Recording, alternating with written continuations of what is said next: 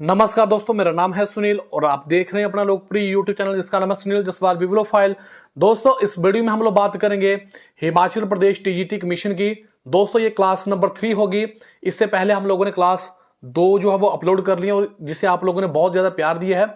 दोस्तों, आप इस चैनल को भी सब्सक्राइब कर लें, बिल्कुल फ्री है। बेल आइकन को भी प्रेस कर लें ताकि जब भी कोई वीडियो अपलोड होती है तो सबसे पहले आप तक पहुंच सके। दोस्तों, फ्री का कंटेंट प्राप्त करने के लिए चैनल को सब्सक्राइब करना बहुत ज्यादा जरूरी है। दोस्तों, यहाँ पे अगर आप लोग देखें तो यूट्यूब पे बहुत सारी ऐसी वीडियो हैं जिसमें कि आप लोग हिस्ट्री का देख लेंगे तो वहां पे बहुत सारे मैराथन वीडियो होंगे, मास्टर वीडियो होंगे, लेकिन हम लोग वही कंटेंट उठा रहे हैं जो आपके पेपर के लिए इंपॉर्टेंट है। दोस्तों, इसमें हम लोग वही चीजें बताएंगे जो पेपर में आने वाली है।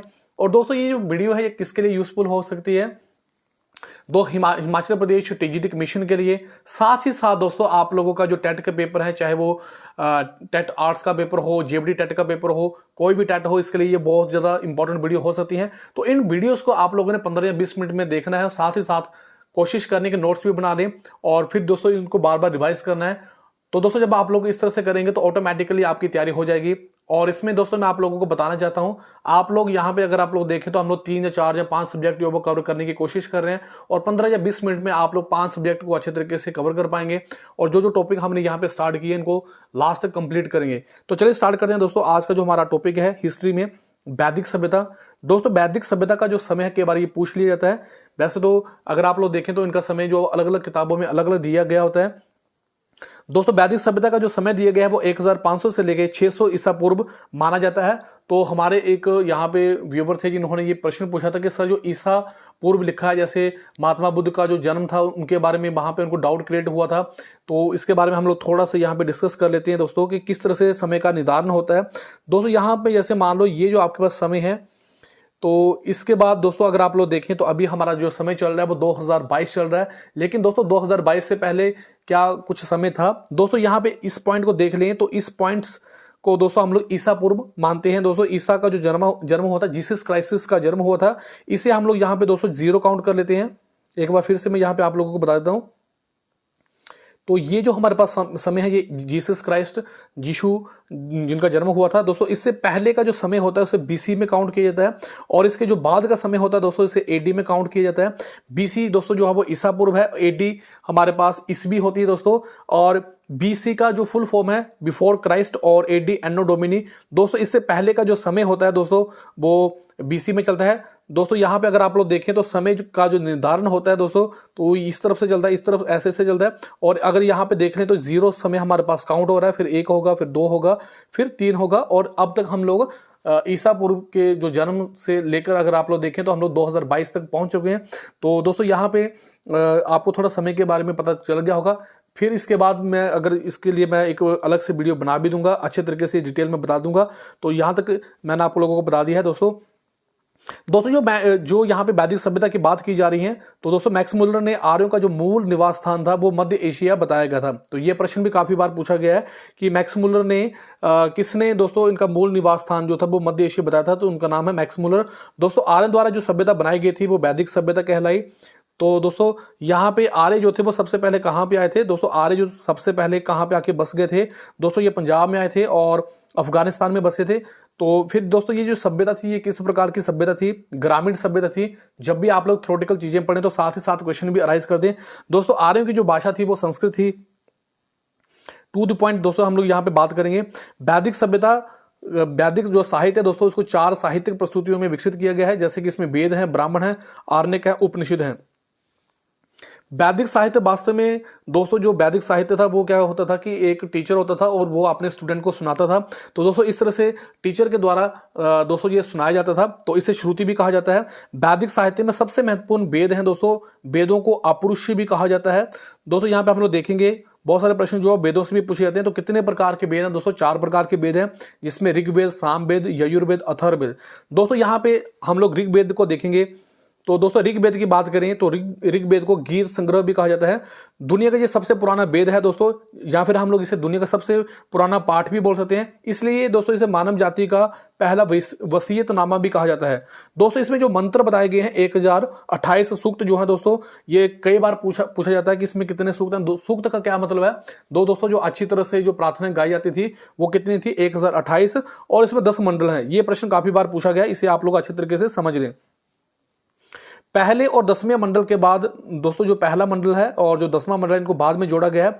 सभी मंडलों में दोस्तों प्रसिद्ध पौरुष सूक्त को शामिल किया गया दोस्तों। इसमें 4 वर्णों के बारे में बताया गया है, जिसमें कि ब्राह्मण, क्षत्रिय, वैश्य और शूद्र। दोस्तों यहाँ पे बात करेंगे ब्राह्मण की, तो वो कहा गया है कि वो उनके मुख से पैदा हुए हैं दोस्तों, और क्षत्रिय जो वो 2 उनकी भुजाएं हैं, शरीर है।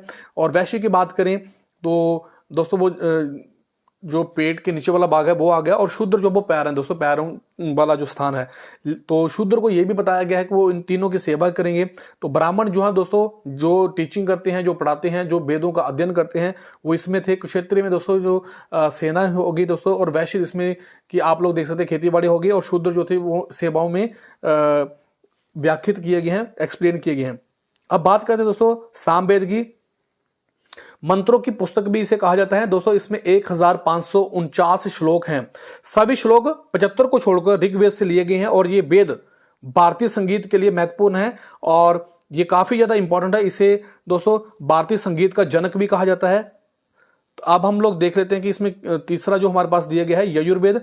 दोस्तों यज्ञ की प्रार्थना की पुस्तक भी इसे कहा गया है। इसमें कर्मकांड बताया गया है। ये 2 भागों में विभाजित है, कृष्ण यजुर्वेद और शुक्ल यजुर्वेद।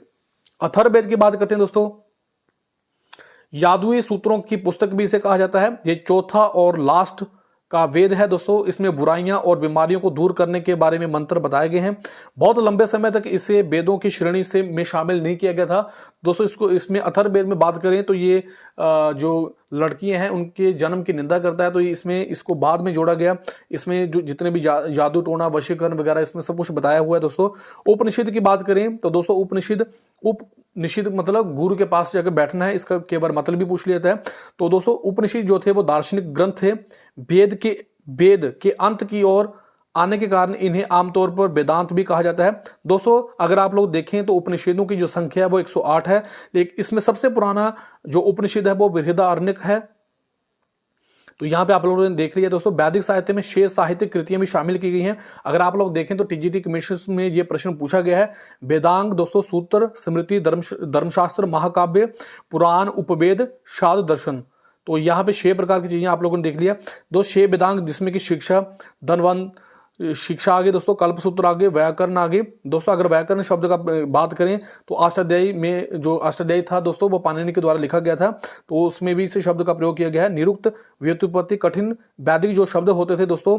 निरुक्त को अगर आप लोग देखें तो ये एक तरह से डिक्शनरी है, जिसमें डिक्शनरी में आप लोग शब्दों को देखते हैं, तो सेम वैसे ही छंद, मैट्रिक्स और योच खगोल विज्ञान के बारे में इसमें चीजें बताई गई थी दोस्तों। अब हम लोग ज्योग्राफी की बात कर लेते हैं, भूगोल, जिसमें कि सबसे इंपॉर्टेंट चीज है तारामंडल दोस्तों। खगोल शास्त्र में आकाश में देखने वाले तारों के किसी समूह को तारामंडल कहते हैं।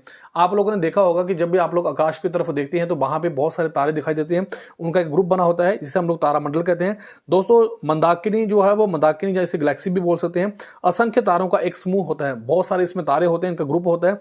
और जब दोस्तों अगर आप लोग देखें तो साफ मौसम होता है, अंधेरी रात में आकाश के बीच से जाते हुए अर्धचक्र के रूप में और झिलमिलाती सी मेखला के समान दोस्तों ये दिखाई देती है मंदाकिनी, जिसमें आपने मिल्की वे की बात की गई है। आकाशगंगा की बात करें दोस्तों, आकाशगंगा मिल्की वे भी कहा जाता है। उस गैलेक्सी का नाम है जिसमें हमारा सौरमंडल स्थित है दोस्तों। ये सर्पिल आकार की गैलेक्सी है दोस्तों। इसमें आप लोग देख लें, ये प्रश्न काफी बार पूछा जाता है कि जो हमारी मिल्की वे है, जो हमारा आकाशगंगा है, वो किस टाइप की है, उसका आकार किस तरह से है, तो सर्पिल टाइप का है। भारतीय उपमहाद्वीप के बाहर भी कई सभ्यताओं को आकाशगंगा दूधिया लगी, इसलिए इसे मिल्की वे कहा गया दोस्तों। इसका अर्थ है कि दूध का मार्ग।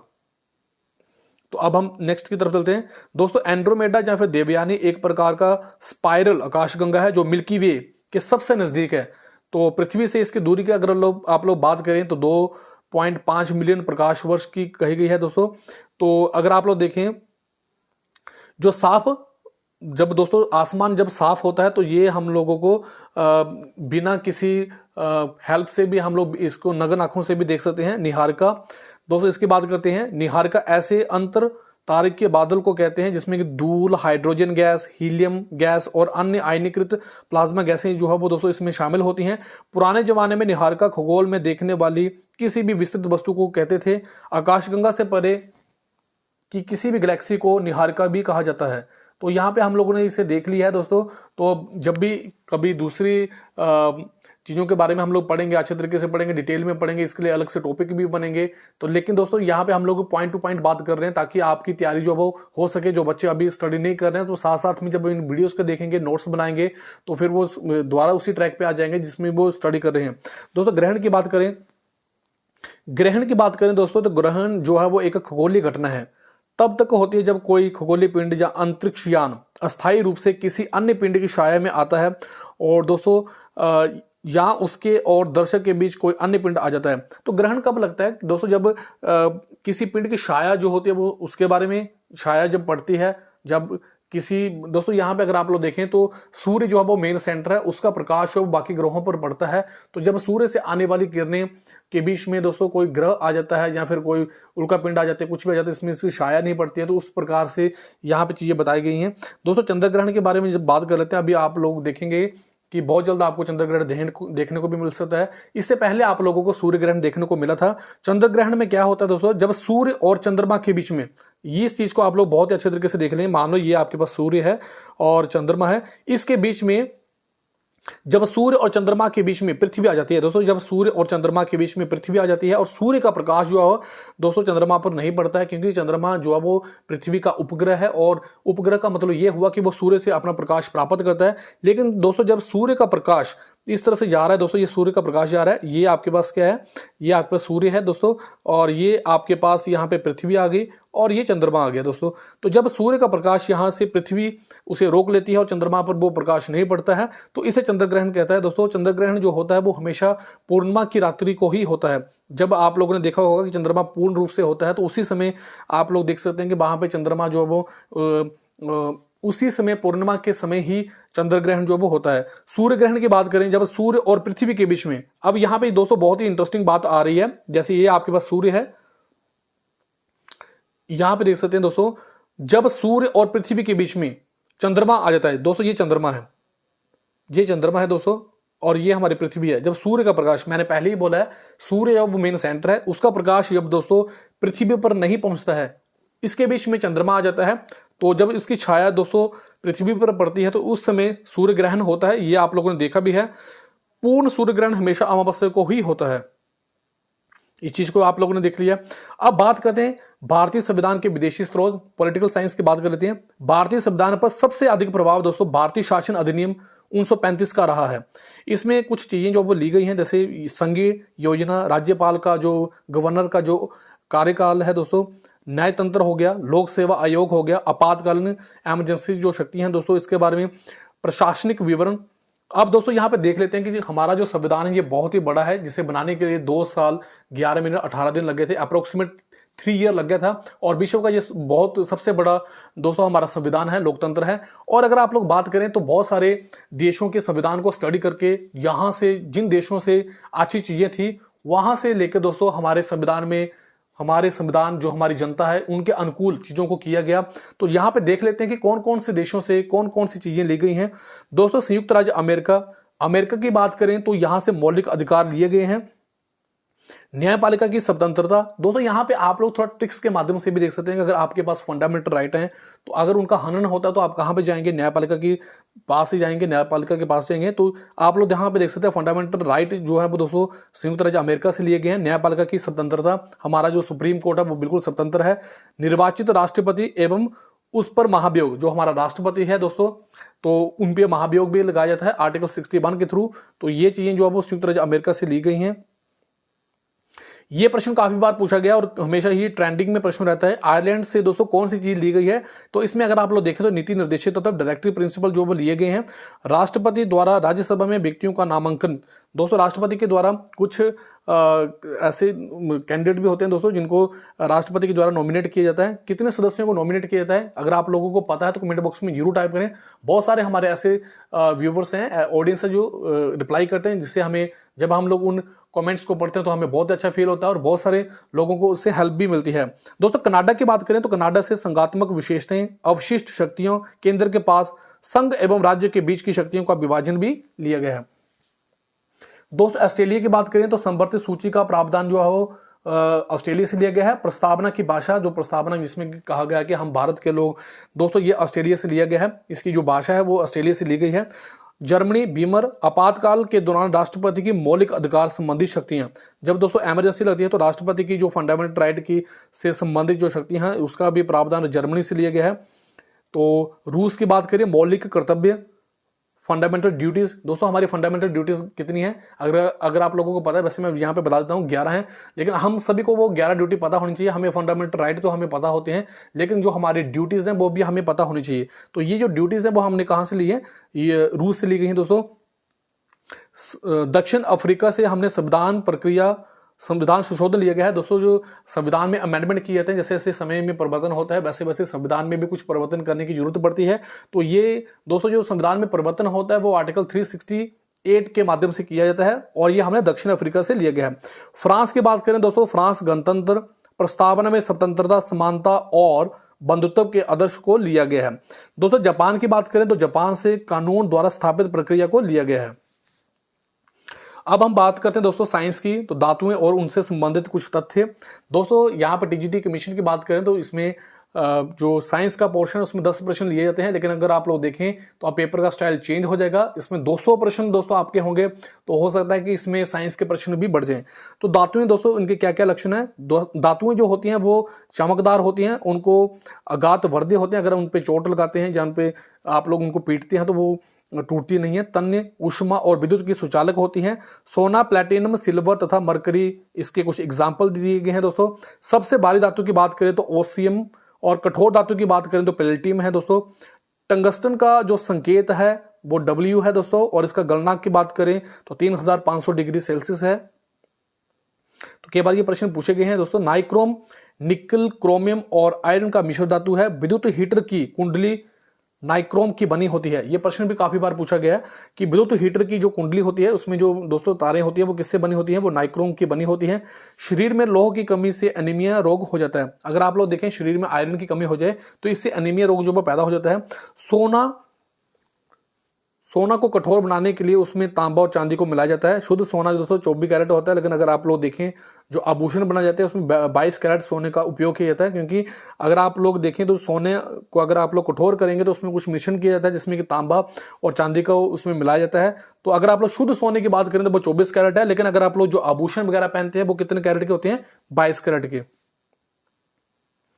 प्लैटिनम को सफेद सोना भी कहा जाता है दोस्तों। काला सोना किसे कहा जाता है, अगर आप लोगों को पता है तो कमेंट बॉक्स में जरूर टाइप करें। आयरन पायराइट को जूठा सोन या फिर बेवकूफों का सोना भी कहा जाता है दोस्तों। आयरन पायराइट जो है उसे जूठा सोना या फिर बेवकूफों का सोना भी कहा जाता है। शरीर में तांबे की मात्रा में वृद्धि होने पर विल्सन रोग हो जाता है। अगर शरीर में तांबे की मात्रा ज्यादा हो जाए तो उसमें विल्सन रोग पैदा हो जाता है। वायुयान के निर्माण में प्लैटिनम धातु का प्रयोग किया जाता है। आतिशबाजी के दौरान हरा रंग वेरियम की उपस्थिति के कारण पैदा होता है। हिमाचल प्रदेश की बात करें दोस्तों, अब HPGK की बात करेंगे। हिमाचल प्रदेश दोस्तों इसकी स्थिति के बारे में पता होना बहुत ज्यादा जरूरी है। तो हिमाचल प्रदेश उत्तर पश्चिम भारत में एक राज्य है। ये उत्तर में जम्मू और कश्मीर और लद्दाख केंद्र शासित प्रदेशों के पश्चिम तथा दक्षिण पश्चिम में पंजाब, दक्षिण में हरियाणा एवं उत्तर प्रदेश, दक्षिण पूर्व में उत्तराखंड और पूर्व में तिब्बत से घिरा हुआ है।